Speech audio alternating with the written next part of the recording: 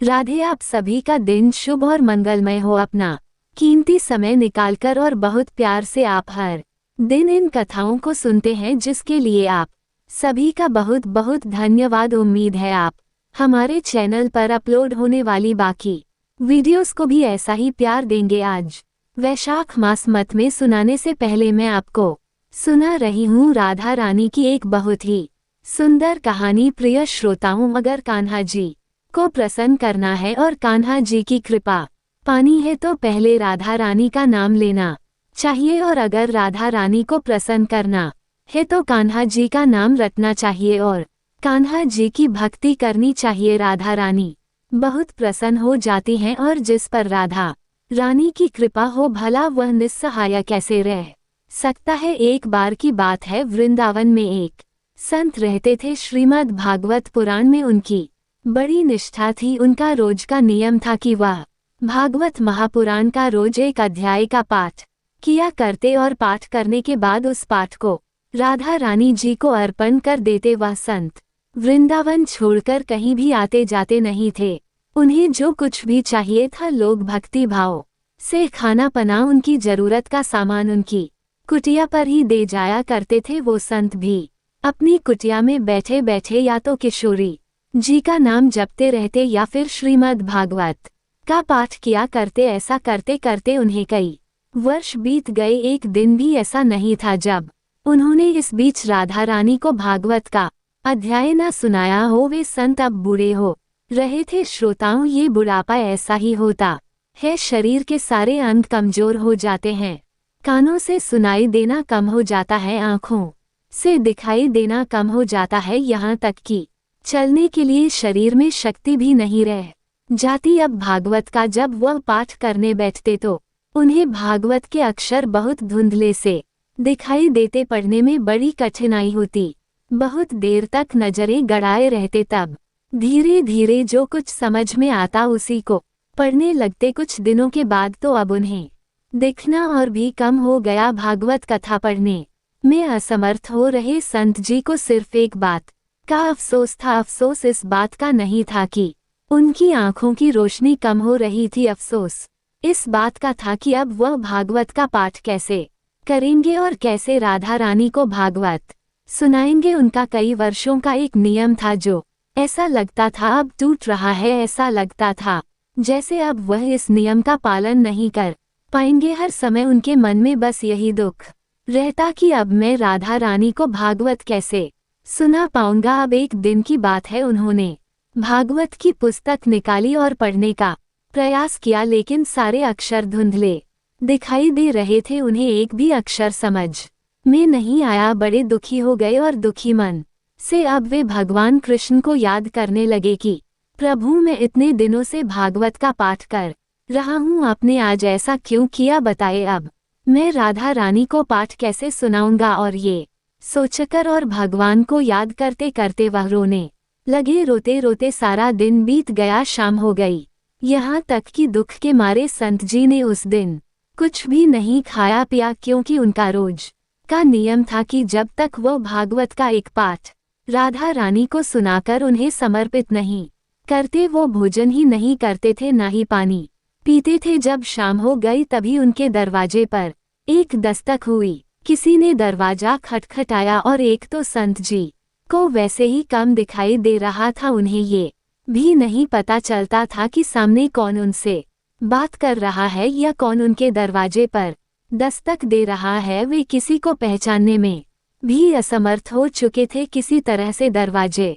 पर पहुंचे, दरवाजा खोलकर बोले, कौन है। तब एक नन्हा सा बालक बोला, बाबा, माँ ने आपके लिए खाने के लिए भोजन भेजा है। वह संत दुखी तो थे ही, भोजन की बात सुनते ही बोले, नहीं चाहिए खाना, जब तक मेरा नियम पूरा नहीं होगा मैं भोजन नहीं करूंगा। वह नन्हा बालक बोला, बाबा, कौन सा नियम। अब ऐसा लगा मानो उन संत को अपना दुख बांटने वाला कोई मिल गया हो। सुबह से शाम हो गई, उनके मन में जो भारी दुख था अब वे उसी बालक को सुनाते हुए बोले, बेटा, मैं रोज अपनी राधा रानी को भागवत का एक पाठ सुनाया करता हूँ और उसके बाद ही कुछ खाता हूँ, और आज तो सुबह से शाम हो गई।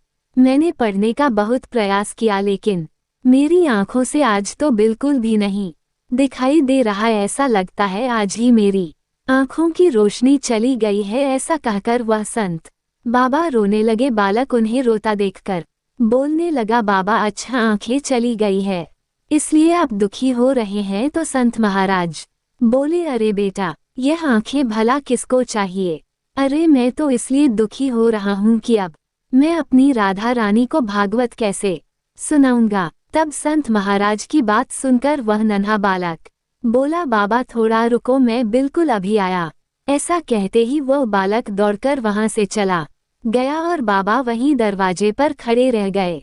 इतने में ही वह बालक फिर से तेजी से दौड़ता हुआ वापस आया और बाबा को हाथ में कुछ पकड़ा हुए बोला, बाबा ये लो पट्टी और अपनी आंखों पर बांध लो। ऐसा कहकर वह पट्टी संत महाराज के हाथों में पकड़ा करा भाग गया। बाबा उसे आवाज देते ही रह गए लेकिन वह रुका नहीं। तब बाबा बड़े दुखी मन से कमरे के अंदर आकर धरती पर ही लेट गए। बाबा ने सोचा हो सकता है किसी वैद्य का बालक होगा, कुछ इलाज जानता होगा, हो सकता है इस पट्टी में कुछ मरहम लगा हो, चलो लगाकर देखता हूँ, शायद कुछ आराम मिल जाए, शायद मुझे दिखना शुरू हो जाए। ऐसा सोचकर बाबा ने धरती पर लेटे लेटे ही हाथों में पकड़ी पट्टी आंखों पर बांध ली और सो गए।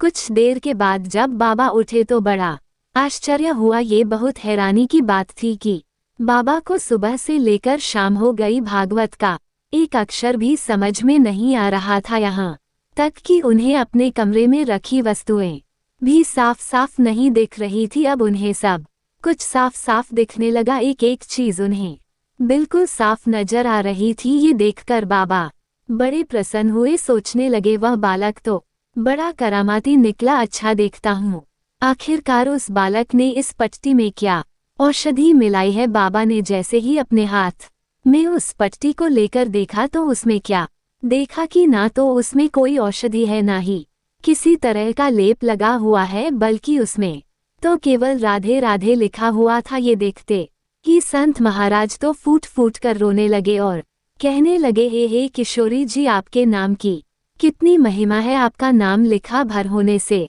इस पट्टी से मुझ अंधे को आंखें वापस मिल गई, मुझे और क्या चाहिए। बाबा बोले, राधे, मुझसे श्लोक सुनने में आपको कितना आनंद आता है, अब देखो मैं आज से तुम्हें रोज भागवत सुनाऊंगा। बाबा बड़े प्रसन्न थे, बहुत खुशी के साथ, बड़े उत्साह के साथ वह जल्दी से उठ गए और फिर रात में स्नान आदि करके पाठ करने बैठ गए। आज जब वे राधा रानी को भागवत सुना रहे थे तो उनकी आवाज में एक अलग ही खुशी थी, एक अलग ही ऊर्जा थी। होती भी क्यों न स्वयं राधा रानी और बांके बिहारी जी ने जो उन पर इतनी बड़ी कृपा की थी। प्रेम से बोलिए श्री राधे रानी की जय, बांके बिहारी की जय। अब सुनिए आज का महात्म में, आज रसपान कीजिए। वेंकटाकुलम यात्रा के बारे में ऋषियों ने पूछा, पौराणिका में श्रेष्ठ है सूत जी, इस वेंकटाकुलम देखियो और वैराग्य देने वाले हैं तथा कौन मोक्ष प्रदान करने वाले हैं, कृपया उन सब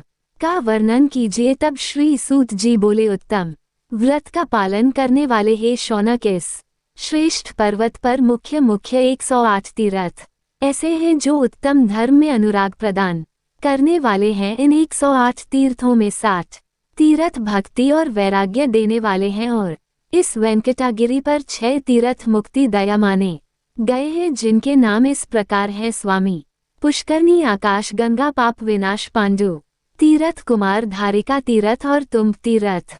जो भी मनुष्य इन तीर्थों के महात्म के साथ भगवान विष्णु की भुवन पावनी कथा को सदा सुनते हैं, वे इस लोक में निश्चय ही भगवान विष्णु के होते हैं। संपूर्ण भवनों को पवित्र करने वाली श्री विष्णु कथा को सर्वदा श्रवण करने में अगर कोई समर्थ ना हो तो 2 घड़ी, 1 घड़ी या 1 क्षण भी जो भक्ति पूर्वक इसे सुन लेता है उसकी कभी दुर्गति नहीं होती। संपूर्ण यज्ञों और सब प्रकार के दानों से जिस फल की प्राप्ति होती है वही फल मनुष्य एक बार पुराण कथा को सुनने से ही प्राप्त कर लेता है। पुराण का श्रवण और भगवान विष्णु के नामों का कीर्तन, ये 2 ही मनुष्य के पुण्य रूपी वृक्ष के महान फल हैं। अगर कोई बड़ा प्रयास करके अमृत ही पी ले तो भी वह अकेला ही अजर अमर होता है, लेकिन भगवान विष्णु का कथा रूपी अमृत तो समस्त कुल को ही अजर अमर बना देता है। पुराण का जानने वाला विद्वान बालक,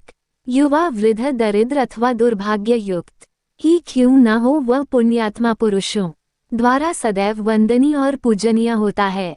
पुराण वेदता ब्राह्मण जब कथा कहने के लिए व्यास आसन पर बैठ जाए, तब प्रसंग की समाप्ति होने तक वह किसी को प्रणाम ना करे। जहाँ खोटे मनुष्य रहते हो, जो स्थान हिंसक जंतुओं से घिरा हुआ हो और जिस घर में जुआ खेला जाता हो, वहाँ विद्वान पुरुष पवित्र कथा कभी ना कहे। जो उत्तम गांव हो, जहाँ अच्छे लोग बसते हो, जो उत्तम क्षेत्र, पवित्र देवालय या फिर नदी का पवित्र तट हो, वहीं पर विद्वान पुरुष को कथा सुनानी चाहिए। जो श्रद्धा और भक्ति भाव से युक्त हो, कार्यों में जिनका मन ना लगा हो और जो मौन, पवित्र और शांत भाव से सुनते हो, ऐसे ही श्रोता पुण्य के भागी होते हैं। जो अधम मनुष्य बिना भक्ति भाव के पवित्र कथा सुनते हैं, उनको कभी भी पुण्य फलों की प्राप्ति नहीं होती। जो पान चबाते हुए भगवान की पवित्र कथा सुनते हैं, वे नरक में जाते हैं। जो पाखंडी ऊंचे आसन पर बैठकर कथा सुनते हैं, वे नरक को भोग कर अंत में कौवे बनते हैं। जो वरासलु भगवान की कथा सुनते हैं, वे टेढ़े मेरे वृक्ष बनते हैं। जो प्रणाम ना करके कथा सुनते हैं, वे विष वृक्ष होते हैं। और जो स्वस्थ होकर भी सोकर कथा सुनते हैं, वे अजगर होते हैं। जो वक्ता के समान आसन पर बैठकर कथा सुनता है, वह पाप का भागी होकर नरक में पड़ता है। जो पुराण के ज्ञाता विद्वान की तथा सब पापों का नाश करने वाली उत्तम कथा की निंदा करते हैं, वे कुत्ते बनते हैं। जब कथा सुनाई जाती है, उस समय जो दुष्टता पूर्ण उत्तर प्रत्युत्तर करते हैं, वे गधे बनते हैं। उसके बाद गिरगिट की योनि में जन्म लेते हैं। जो कथा होते समय उसमें विघ्न डालते हैं, वे करोड़ों वर्षों तक घोर नरक भोग कर अंत में ग्राम सूखा होते हैं। जो नर श्रेष्ठ पुराण वेदता विद्वान के बैठने के लिए कंबल, मृग चर्म वस्त्र और चौकी देते हैं, वे स्वर्गलोक में जाकर मनवांछित भोगों को भोग करा ब्रह्मादेवी हो जाते हैं। जो पौराणिक पुस्तक रखने के लिए सूत और नया कपड़ा देते हैं, वे प्रत्येक जन्म में भोगवा और ज्ञान संपन्न होते हैं। इस प्रकार वेंकटाकृष्ण को में श्रेष्ठ सूत जी का यथा योग्य सम्मान करके अनुपम हर्ष प्राप्त किया। ऋषि बोले, सूत जी, अब हम लोग कटा तीरथ का महात्म में सुनना चाहते हैं। श्री सूत जी बोले, हे विप्रो, कटा तीरथ सभी लोकों में प्रसिद्ध है। वह सब प्रकार की संपत्तियों को देने वाला, शुद्ध तथा सब पापों का नाश करने वाला है। उससे दुस्वप्नों का नाश हो जाता है। वह महापादकों का नाश करने वाला, बड़े बड़े विघ्नों का निवारण करने वाला तथा मनुष्यों को परम शांति देने वाला है। कटा तीर्थ स्मरण करने मात्र से ही सब पापों का नाश कर देता है। इसलिए केशवाय नमः, नारायणाय नमः, माधवा नमः, इन नामों से अलग अलग उस तीर्थ के जल का आचमन करें, अथवा तीनों नामों में से एक ही बार उस तीर्थ के कल्याणप्रद जल का पान करें, या भगवान वेंकटेश्वर के अष्टा मंत्र से भोग मोक्ष प्रदान करने वाले उस तीर्थ का जल पिए। पहले ये प्रार्थना करें कि हे तीर्थ, जन्मांतर में किए हुए मेरे महापाप का शीघ्र नाश करो। उसके बाद मोक्ष मार्ग के एकमात्र साधन कटा तीर्थ के जल का नित्य पान करे। स्वामी पुष्कर तीर्थ का स्नान, वाराह स्वामी का दर्शन और क तीर्थ के जल का पान, ये तीन बातें त्रिलोकी में दुर्लभ है। कट तीर्थ का यत्न पूर्वक सेवन करना चाहिए, क्योंकि उस तीर्थ का परम उत्तम जल पीकर पापी भी कृतार्थ हो जाते हैं। ब्राह्मणों, कटा तीर्थ का महात्म मैंने जैसा सुना था उसी प्रकार तुम्हें बता दिया। अब मैं एक दिव्य पाप नाशक कथा भी सुनाता हूँ, आप सब लोग सावधान होकर सुनो। द्वापर युग की बात है। कुंती के पुत्र पांचों पांडव परम बुद्धिमान राजा द्रुपद से उनकी पुत्री याज्ञसेनी अर्थात द्रौपदी को पाकर धृतराष्ट्र की आज्ञा से हस्तिनापुर में गए। वहां पितामह भीष्म तथा अंबिका नंदन धृतराष्ट्र के द्वारा सम्मानित होकर उन्होंने दुर्योधन आदि के साथ 5 वर्षों तक निवास किया। इसके बाद भीष्म आदि के समझाने से महायशस्वी धृतराष्ट्र ने अपने कुल के सभी बड़े बूढ़ों के सामने और भगवान श्री कृष्ण के आगे पांडवों की सेवा से प्रसन्न होकर उन्हें आधी राज्य के साथ खांडव प्रस्थ, जो कि वर्तमान में दिल्ली के नाम से जाना जाता है, नामक नगर प्रदान किया। तब धृतराष्ट्र आदि कौरवों की अनुमति लेकर सब पांडव श्री कृष्ण के साथ खांडव प्रस्थ में चले गए। वहां विश्वकर्मा से सुरक्षित इंद्रप्रस्थ नामक पुर में रहते हुए भाइयों सहित युधिष्ठिर ने पृथ्वी का पालन किया। भगवान श्री कृष्ण के द्वारका चले जाने पर धर्म के जानने वाले कुंती पुत्रों ने नारद जी के उपदेश से द्रौपदी के विषय में यह प्रतिज्ञा की कि द्रौपदी क्रमशः एक एक वर्ष एक एक पांडव के घर में निवास करेगी।